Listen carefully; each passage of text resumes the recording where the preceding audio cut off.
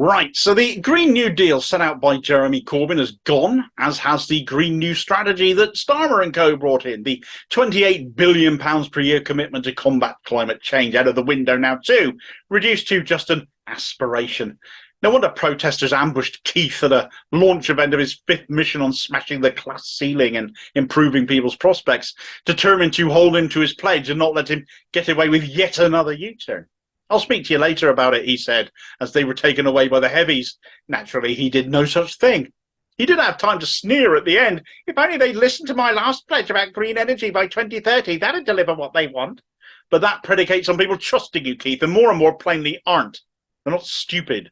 Reinforcing that comes the news now, though, that after seeing a PowerPoint presentation delivered by Ed Miliband on exactly this issue, green energy policies, speaking of those words, hope and change, which must be like knives to the black heart of a man who's done his level best since 2020 to kill off any notion of such things, Starmer couldn't care less, it would seem.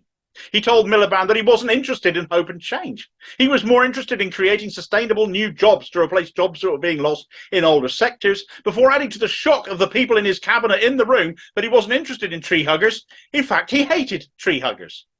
It's reminiscent of David Cameron's cutting the green crap speech. It also puts into perspective all his pledges and promises about green power coming to Aberdeen in Scotland, where he made that green energy pledge. Because apart from not being able to trust Starmer based on his track record for lying, there seems to be no intent to this pledge to carry it through, and launched as it was in Scotland, can be seen as nothing short of a naked pledge to appeal to Scottish voters to vote for him and walk away from the SNP based on promises he never meant even when he was saying them.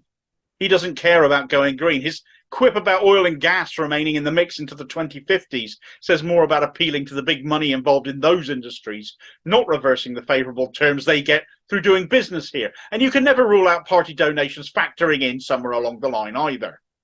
Dealing with climate change can't wait, and his disregard towards people concerned about this has been borne out by his walking away from everyone who tries to ask him about such things, ignoring people's concerns about the planet going forward. But no, just like every other Tory, economic growth is all he cares about. Well, growth is finite. You can't grow forever.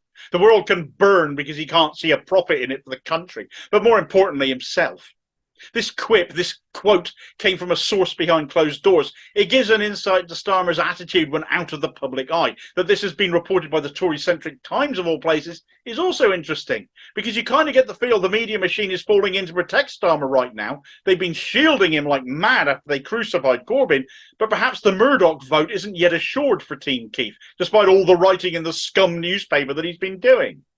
The climate crisis cannot be ignored, be it through energy or anything else. And Starmer has beyond doubt now revealed the contempt he holds for anyone placing this first and foremost in their mind. Starmer actually hates you. The environment matters to so many people now than ever before, but Starmer's attitude is as rooted to the past as his hero Blair is. His attitudes to the green agenda decades out of date, just like Blair is, no matter how many times he rears his ugly head for another all too common rare intervention. This is a mainstream political issue these days, and Starmer just flipped it the bird. So what to do for us now?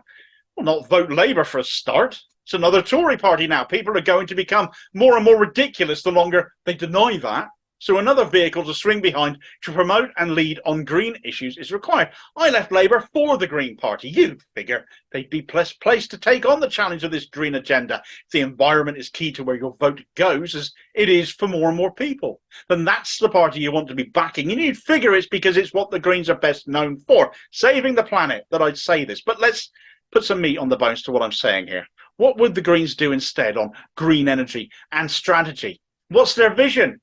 Net zero carbon emissions by 2030, not having fully eliminated the use of fossil fuels, they're realistic, but offset it sufficiently that we will be at net zero.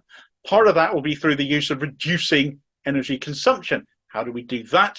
Improve energy performance and efficiencies, and introduce incentives to improve further in business and industries, as well as us in the homes. Measure the energy intensity of production, which is something that's not measured at the minute, and see if that can't be reduced.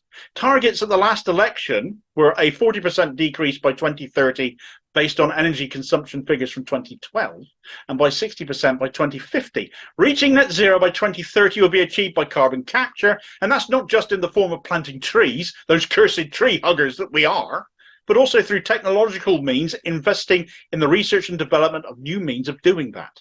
Fossil fuel energy won't disappear overnight, but carbon taxes and carbon quotas will be introduced to help pay for the development of carbon capture, as well as the replacement of that energy production with greener, renewable options.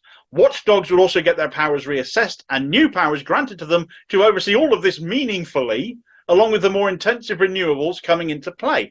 Wind power will increase, originally intended to be the main energy provider by 2030, as it was in the last Green Manifesto. The wind doesn't always blow, some of you will say, quite true.